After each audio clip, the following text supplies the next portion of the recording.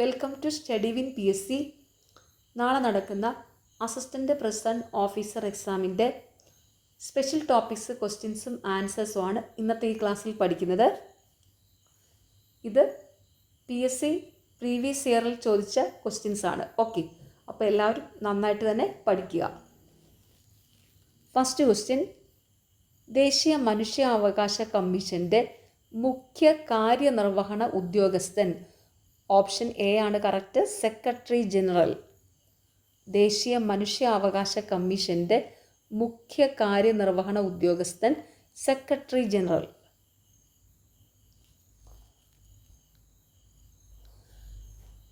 ദേശീയ മനുഷ്യാവകാശ കമ്മീഷൻ്റെ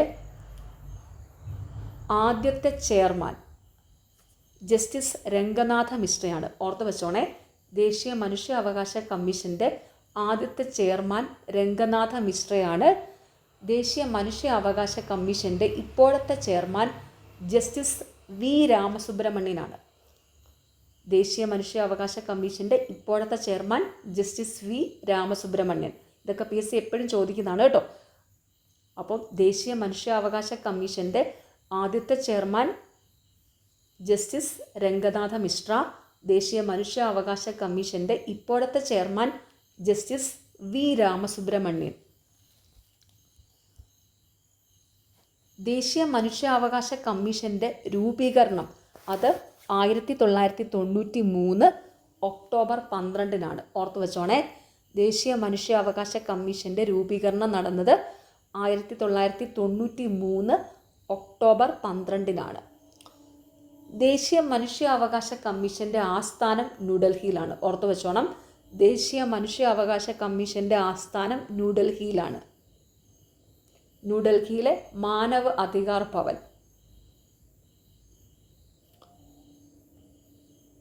അപ്പോൾ ഈ പോയിന്റ്സും കൂടെ ഓർത്ത് വയ്ക്കുക കേട്ടോ. ഓക്കെ, അപ്പോൾ എന്തൊക്കെയാണ് ഇവിടെ പറഞ്ഞത്? ദേശീയ മനുഷ്യാവകാശ കമ്മീഷൻ്റെ മുഖ്യ കാര്യനിർവഹണ ഉദ്യോഗസ്ഥൻ സെക്രട്ടറി ജനറൽ. ദേശീയ മനുഷ്യാവകാശ കമ്മീഷൻ്റെ ആദ്യത്തെ ചെയർമാൻ ജസ്റ്റിസ് രംഗനാഥ മിശ്ര. ദേശീയ മനുഷ്യാവകാശ കമ്മീഷൻ്റെ നിലവിലെ ചെയർമാൻ ജസ്റ്റിസ് വി രാമസുബ്രഹ്മണ്യൻ. ദേശീയ മനുഷ്യാവകാശ കമ്മീഷൻ്റെ രൂപീകരണം 1993 ഒക്ടോബർ 12. ദേശീയ മനുഷ്യാവകാശ കമ്മീഷൻ്റെ ആസ്ഥാനം സ്ഥിതി ചെയ്യുന്നത് ന്യൂഡൽഹിയിലാണ്. ന്യൂഡൽഹിയിലെ മാനവ് അധികാർ ഭവനാണ് ദേശീയ മനുഷ്യാവകാശ കമ്മീഷൻ്റെ ആസ്ഥാനം. ഓക്കെ, അടുത്ത ചോദ്യം, ഇന്ത്യയുടെ ആദ്യത്തെ വനിതാ മുഖ്യ വിവരാവകാശ commissioner. Option B Deepak Sandhu. ഇന്ത്യയുടെ ആദ്യത്തെ വനിതാ മുഖ്യ വിവരാവകാശ കമ്മീഷണർ ദീപക് സന്ധു ആണ്. ഇന്ത്യയുടെ ആദ്യത്തെ മുഖ്യ വിവരാവകാശ കമ്മീഷണർ വജാഹത്ത് ഹബീബുള്ളയാണ്. അതും കൂടി ഒന്ന് ഓർത്ത് വെച്ചോണേ. ഇന്ത്യയുടെ ആദ്യത്തെ മുഖ്യ വിവരാവകാശ കമ്മീഷണർ വജാഹത്ത് ഹബീബുള്ളയാണ്. ഓർത്ത് വയ്ക്കുക, ഇന്ത്യയുടെ ആദ്യത്തെ വനിതാ മുഖ്യ വിവരാവകാശ കമ്മീഷണർ ദീപക് സന്ധു. ഇന്ത്യയുടെ ആദ്യത്തെ മുഖ്യ വിവരാവകാശ കമ്മീഷണർ വജാഹത്ത് ഹബീബുള്ള. ഓക്കെ, അടുത്ത ചോദ്യം, വിവരാവകാശ നിയമപ്രകാരം വിവരം ലഭിക്കുന്നതിന് ദാരിദ്ര്യരേഖയ്ക്ക് മുകളിലുള്ളവർ നൽകേണ്ട ഫീസ്. അതിവിടെ ഈ തന്നിരിക്കുന്ന ഓപ്ഷനിൽ ഓപ്ഷൻ ഡി ആണ്. ഇതൊന്നുമല്ല, ഇവിടെ കൊടുത്തിരിക്കുന്ന ഒന്നുമല്ല. അതായത് വിവരാവകാശ നിയമപ്രകാരം വിവരം ലഭിക്കുന്നതിന് ദാരിദ്ര്യരേഖയ്ക്ക് മുകളിലുള്ളവർ നൽകേണ്ട ഫീസ് 10 രൂപയാണ്. ഓർത്ത് വെച്ചോണം, വിവരാവകാശ നിയമപ്രകാരം വിവരം ലഭിക്കുന്നതിന് ദാരിദ്ര്യരേഖയ്ക്ക് മുകളിലുള്ളവർ നൽകേണ്ട ഫീസ് 10 രൂപയാണ്.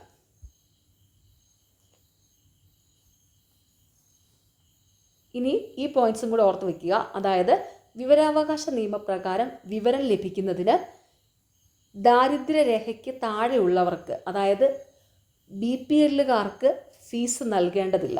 ഓർത്ത് വെച്ചോണേ, ഇമ്പോർട്ടൻ്റ് ആണ്. വിവരാവകാശ നിയമപ്രകാരം വിവരം ലഭിക്കുന്നതിന് ദാരിദ്ര്യരേഖയ്ക്ക് താഴെയുള്ളവർക്ക്, അതായത് BPLകാർക്ക് ഫീസ് നൽകേണ്ടതില്ല.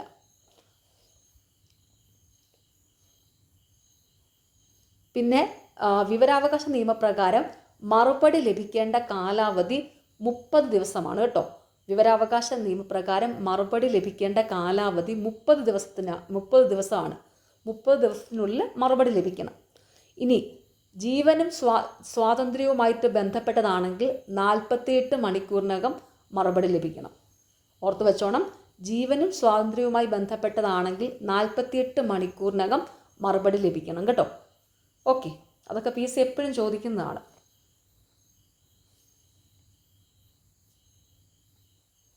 അടുത്ത ചോദ്യം,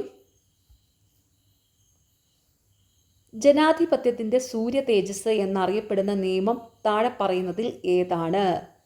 ഓപ്ഷൻ സി വിവരാവകാശ നിയമം.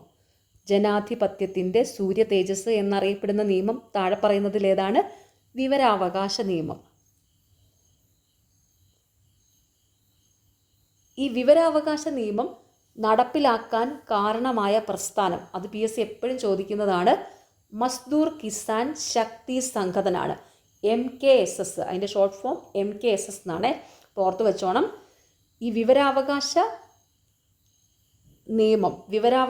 നിയമം നടപ്പിലാക്കാൻ കാരണമായ പ്രസ്ഥാനം അത് MKSS, അതായത് അതിൻ്റെ ഫുൾ ഫോം എന്ന് പറയുന്നത് മസ്ദൂർ കിസാൻ ശക്തി സംഘടൻ.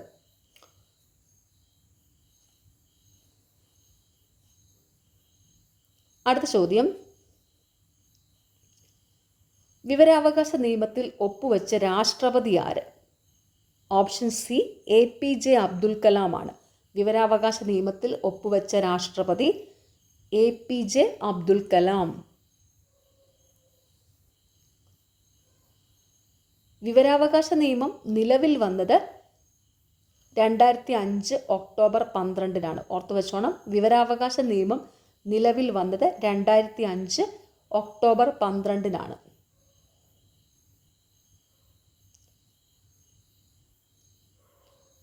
അടുത്ത ചോദ്യം, കേന്ദ്ര മുഖ്യ വിവരാവകാശ കമ്മീഷണർമാരെയും നിയമിക്കുന്നത് ആര്? Option A രാഷ്ട്രപതിയാണ്.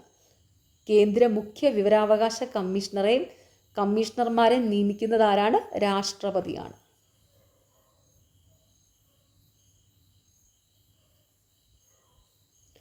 അടുത്ത ചോദ്യം, മനോവിശ്ലേഷണ സിദ്ധാന്തം വിശദീകരിച്ചത് ആരാണ്?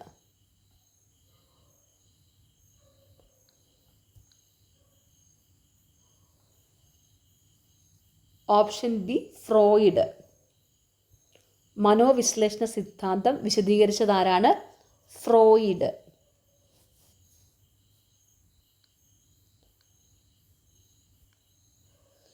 ഈ മനോവിശ്ലേഷണ സിദ്ധാന്തത്തിൻ്റെ സ്ഥാപകനാണ് സിഗ്മണ്ട് ഫ്രോയിഡ് കേട്ടോ. മനോവിശ്ലേഷണ സിദ്ധാന്തം വിശദീകരിച്ചതാരാണ്? ഫ്രോയിഡ്. അദ്ദേഹം തന്നെയാണ് ആരാണ്? മനോവിശ്ലേഷണ സിദ്ധാന്തത്തിൻ്റെ സ്ഥാപകൻ. ഈ ഫ്രോയിഡ് തന്നെയാണ്, സിഗ്മണ്ട് ഫ്രോയിഡ്. ഇദ്ദേഹമാണ് ഇത്, ഈഗോ, സൂപ്പർ ഈഗോ എന്നീ ആശയങ്ങൾ മുന്നോട്ട് വെച്ചത്. പുറത്ത് വെച്ചോണം, ഇത്, ഈഗോ, സൂപ്പർ ഈഗോ ഈ ആശയങ്ങൾ മുന്നോട്ട് വെച്ചത് സിഗ്മണ്ട് ഫ്രോയിഡ് ആണ്. അപ്പോൾ മനോവിശ്ലേഷണ സിദ്ധാന്തം വിശദീകരിച്ചത് ആരാണ്? ഫ്രോയിഡ്. മനോവിശ്ലേഷണ സിദ്ധാന്തത്തിൻ്റെ സ്ഥാപകൻ ആരാണെന്ന് ചോദിച്ചാലും അത് സിഗ്മണ്ട് ഫ്രോയിഡ്. അതുപോലെ ഇത്, ഈഗോ, സൂപ്പർ ഈഗോ എന്നീ ആശയങ്ങൾ മുന്നോട്ട് വെച്ചതും സിഗ്മണ്ട് ഫ്രോയിഡ് ആണ്. ഓക്കെ, അടുത്ത ചോദ്യം, താഴെ പറയുന്നതിൽ ദൃശ്യസ്ഥലകാല ബുദ്ധി, സ്പേഷ്യൽ ബുദ്ധി കൂടുതലായുള്ളത് ആർക്കാണ്? കറക്റ്റ് ആൻസർ ഓപ്ഷൻ എ ശില്പികൾ. താഴെ പറയുന്നതിൽ ദൃശ്യസ്ഥലകാല ബുദ്ധി, അതായത് സ്പേഷ്യൽ ബുദ്ധി കൂടുതലായിട്ടുള്ളത് ശില്പികളാണ് കേട്ടോ.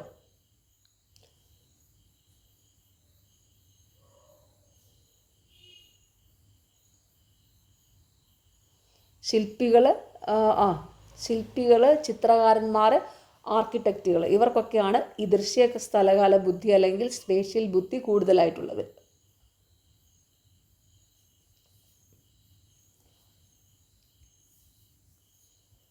പിന്നെ ഓർത്ത് വെച്ചോണം, ബഹുമുഖ സിദ്ധാന്തം ആവിഷ്കരിച്ചത് PSC എപ്പോഴും ചോദിക്കുന്നതാണ്, ഹൊവാർഡ് ഗാർഡനർ ആണ്. ഓർത്ത് വെച്ചോണേ, ബഹുമുഖ സിദ്ധാന്തം അഥവാ മൾട്ടിപ്പിൾ ഇൻ്റലിജൻസ് ആവിഷ്കരിച്ചത് ഹോവാർഡ് ഗാർഡനറാണ്.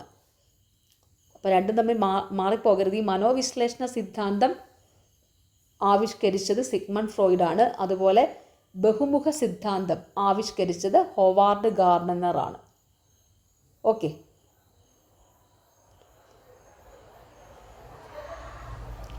ഭൂകമ്പം, മലിനീകരണം തുടങ്ങിയവ ഏത് സമ്മർദ്ദത്തിന് ഉദാഹരണമാണ്? കറക്റ്റ് ആൻസർ ഓപ്ഷൻ സി, പാരിസ്ഥിതികം. ഇത് കാണുമ്പോൾ തന്നെ അറിയാലോ, ഈ ഓപ്ഷൻ കാണുമ്പോൾ തന്നെ അറിയാലോ. കാരണം ഭൂകമ്പം, മലിനീകരണം തുടങ്ങിയവ ഏത് സമ്മർദ്ദത്തിന് ഉദാഹരണമാണ്? അതൊക്കെ പാരിസ്ഥിതികമാണ്. ലക്ഷ്യം നേടിയെടുക്കുന്നതിൽ തടസ്സം നേരിടേണ്ടി വരുമ്പോൾ ഡാഷ് ഉണ്ടാകുന്നു. ലക്ഷ്യം നേടിയെടുക്കുന്നതിൽ തടസ്സം നേരിടുമ്പോൾ, നമ്മളൊരു ലക്ഷ്യം നേടിയെടുക്കാൻ തടസ്സം നേരിടുമ്പോൾ നമുക്ക് എന്താ ഒരു ഫ്രസ്ട്രേഷൻ വരത്തില്ലേ? ഫ്രസ്ട്രേഷൻ, അതാണ് ഫ്രസ്ട്രേഷനാണ്. പക്ഷെ അതിൻ്റെ മലയാളം എന്ന് പറയുന്നത് ഇച്ഛാഭംഗമാണ്. Option D, ഇച്ഛാഭംഗം. അപ്പോൾ ലക്ഷ്യം നേടിയെടുക്കുന്നതിൽ തടസ്സം നേരിടേണ്ടി വരുമ്പോൾ ഡാഷ് ഉണ്ടാകുന്നു എന്താണ് ഇച്ഛാഭംഗം, അതായത് ഫ്രസ്ട്രേഷൻ തന്നെ. നമുക്കാണെങ്കിലും നമ്മൾ എന്തെങ്കിലും ചെയ്യുമ്പോൾ, ഇപ്പോൾ PSCക്ക് പഠിക്കുക, ലക്ഷ്യം നേടിയെടുക്കാൻ ഒരു തടസ്സം വരുമ്പോൾ നമുക്കൊരു ഫ്രസ്ട്രേഷൻ വരുമല്ലോ, അത് തന്നെ. ഫ്രസ്ട്രേഷൻ്റെ മലയാളം പേരാണ് ഇച്ഛാഭംഗം. ഓക്കെ. ലക്ഷ്യം നേടിയെടുക്കുന്നതിൽ തടസ്സം നേരിടേണ്ടി വരുമ്പോൾ ഡാഷ് ഉണ്ടാകുന്നു എന്താണ് ഇച്ഛാഭംഗം. അടുത്ത ചോദ്യം, ബാഹ്യമായ ബഹുമതികൾക്ക് വേണ്ടി അല്ലാതെ വ്യക്തിപരമായ താല്പര്യം കൊണ്ട് ചെയ്യുന്ന പ്രവർത്തനങ്ങളെല്ലാം ഏത് തരം അഭിപ്രേരണയ്ക്ക് ഉദാഹരണമാണ്? ഓപ്ഷൻ ബി, ആന്തരിക അഭിപ്രേരണ. ബാഹ്യമായ ബഹുമതികൾക്ക് വേണ്ടി അല്ലാതെ വ്യക്തിപരമായ താല്പര്യം കൊണ്ട് ചെയ്യുന്ന പ്രവർത്തനങ്ങളെല്ലാം ഏത് തരം അഭിപ്രേരണയ്ക്ക് ഉദാഹരണമാണ്? ആന്തരിക അഭിപ്രേരണ.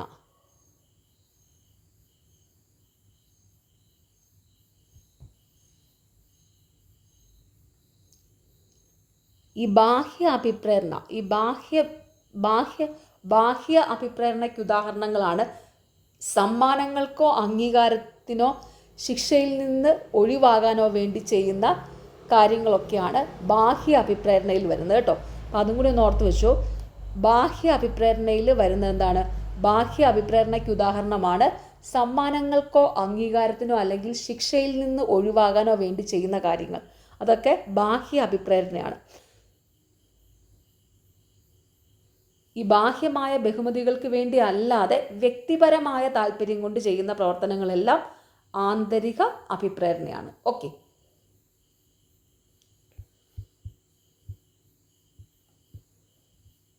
അടുത്ത ചോദ്യം,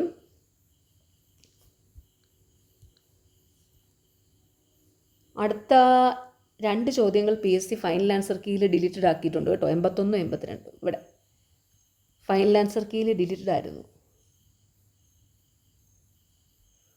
അടുത്ത ചോദ്യം, തടവ് ശിക്ഷ അനുഭവിക്കുന്ന ഒരു വ്യക്തിയെ പഠന ആവശ്യത്തിനായി മോചിപ്പിക്കുന്നതിന് സർക്കാരിന് അധികാരം നൽകുന്ന ക്രിമിനൽ നടപടി ചട്ടം ഏതാണ്? ഓപ്ഷൻ എ ആണ് 432(6). തടവ് ശിക്ഷ അനുഭവിക്കുന്ന ഒരു വ്യക്തിയെ പഠന ആവശ്യത്തിനായി മോചിപ്പിക്കുന്നതിന് സർക്കാരിന് അധികാരം നൽകുന്ന ക്രിമിനൽ നടപടി ചട്ടം ഏതാണ്? 432(6). അടുത്ത ചോദ്യം, ബോസ്റ്റൽ സ്കൂളിൽ പാർപ്പിക്കുന്നത് താഴെ പറയുന്നതിൽ ഏത് വിഭാഗത്തിൽപ്പെട്ടവരെയാണ്? ഈ ചോദ്യം ഫൈനൽ ആൻസർ കീയിൽ ഡിലീറ്റഡ് ആണ് കേട്ടോ.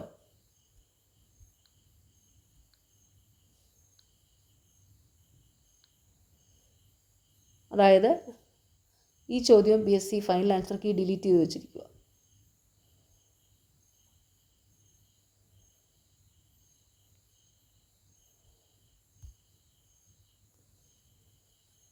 അതായത് ഓക്കെ, ഇതെന്തിന് ഡിലീറ്റ് ചെയ്തു എന്ന് എനിക്കറിയില്ല. ബോസ്റ്റൽ സ്കൂളിൽ പാർപ്പിക്കുന്നതിന് താഴെ പറയുന്നതിൽ ഏത് വിഭാഗത്തിൽപ്പെട്ടവരെയാണ്? ബോസ്റ്റൽ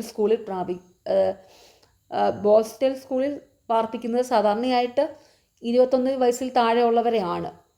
അതിവിടെ ഓപ്ഷനിലുണ്ട്, എന്താണെന്നറിയില്ല. എന്തായാലും PSC ഫൈനൽ ആൻസർ കീയിൽ ഈ ക്വസ്റ്റ്യൻ ഡിലീറ്റ് ചെയ്ത് വെച്ചിരിക്കുവാണേ. ഓക്കെ. അതായത് 18 to 21 വയസ്സ് ആ ഒരു ഏജ് ഗ്രൂപ്പിലുള്ളവരെയാണ് ഹോസ്റ്റൽ സ്കൂളിൽ സാധാരണയായിട്ട് പാർപ്പിക്കുന്നത്. ഓക്കെ, എന്തോ ഇത് PSC ഫൈനൽ ആൻസർ കീയിൽ ഡിലീറ്റ് ആക്കിയിട്ടുണ്ട്. ഓക്കെ, നോക്കാം. അടുത്ത ചോദ്യം, ശിക്ഷാപ്രതികളുടെ അകാല വിടുതൽ ശുപാർശ ചെയ്യുന്നതിനുള്ള ഉപദേശക സമിതിയുടെ ചെയർമാൻ ആരാണ്? കറക്റ്റ് ആൻസർ ഓപ്ഷൻ ഡി ആണ്, ജയിൽ വകുപ്പ് മേധാവി. ശിക്ഷാപ്രതികളുടെ അകാല വിടുതൽ ശുപാർശ ചെയ്യുന്നതിനുള്ള ഉപദേശക സമിതിയുടെ ചെയർമാൻ ആരാണ്? ജയിൽ വകുപ്പ് മേധാവി. അടുത്ത ചോദ്യം, 1993 മനുഷ്യാവകാശ നിയമം അനുസരിച്ച് ദേശീയ മനുഷ്യാവകാശ കമ്മീഷൻ നിലവിൽ വന്നതെന്നാണ്? ഓപ്ഷൻ എ ആണ് കറക്റ്റ്, 1993 ഒക്ടോബർ 12. 1993 മനുഷ്യാവകാശ നിയമം അനുസരിച്ച് ദേശീയ മനുഷ്യാവകാശ കമ്മീഷൻ നിലവിൽ വന്നതെന്നാണ്? 1993 ഒക്ടോബർ 12.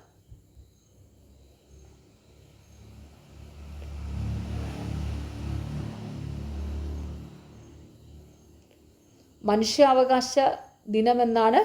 ഡിസംബർ 10. ഓർത്ത് വെച്ചോണം, മനുഷ്യാവകാശ ദിനം അത് ഡിസംബർ 10 കേട്ടോ. മനുഷ്യാവകാശ ദിനം PSC എപ്പോഴും ചോദിക്കാറുണ്ട്. മനുഷ്യാവകാശ ദിനം ഡിസംബർ 10.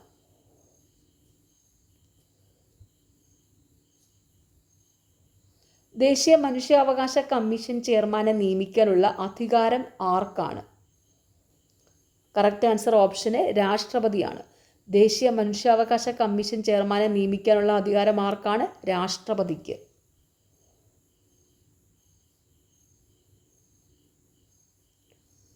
താഴെ പറയുന്നതിൽ ദേശീയ മനുഷ്യാവകാശ കമ്മീഷനിൽ എക്സ് ഒഫീഷ്യോ മെമ്പർ അല്ലാത്തതാര്?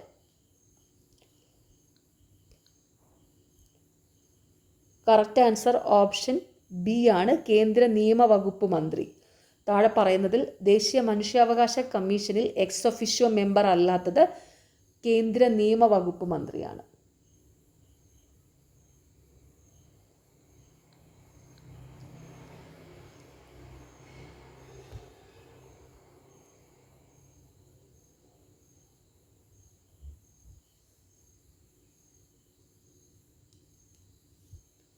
അടുത്ത ചോദ്യം, അടുത്ത ചോദ്യം, ദേശീയ മനുഷ്യാവകാശ കമ്മീഷൻ അംഗങ്ങളെ ശുപാർശ ചെയ്യുന്ന കമ്മിറ്റിയുടെ ചെയർമാൻ ആര്? കറക്റ്റ് ആൻസർ ഓപ്ഷൻ സി, പ്രധാനമന്ത്രി. ദേശീയ മനുഷ്യാവകാശ കമ്മീഷൻ അംഗങ്ങളെ ശുപാർശ ചെയ്യുന്ന കമ്മിറ്റിയുടെ ചെയർമാൻ ആരാണ്? പ്രധാനമന്ത്രി. ദേശീയ മനുഷ്യാവകാശ കമ്മീഷൻ അംഗങ്ങളെ ശുപാർശ ചെയ്യുന്ന കമ്മിറ്റിയുടെ ചെയർമാൻ പ്രധാനമന്ത്രി.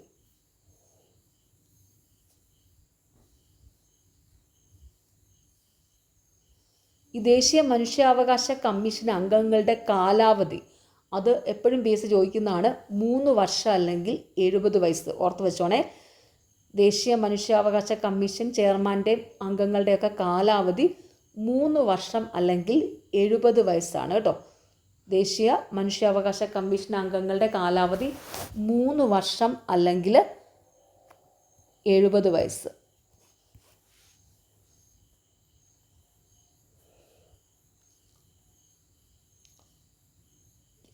കേരള സംസ്ഥാന മനുഷ്യാവകാശ കമ്മീഷൻ നിലവിൽ വന്നത് 1998 ഡിസംബർ 11. അത് PSC എപ്പോഴും ചോദിക്കുന്ന, ഓർത്ത് വെച്ചോണം. കേരള സംസ്ഥാന മനുഷ്യാവകാശ കമ്മീഷൻ നിലവിൽ വന്നത് 1998 ഡിസംബർ 11.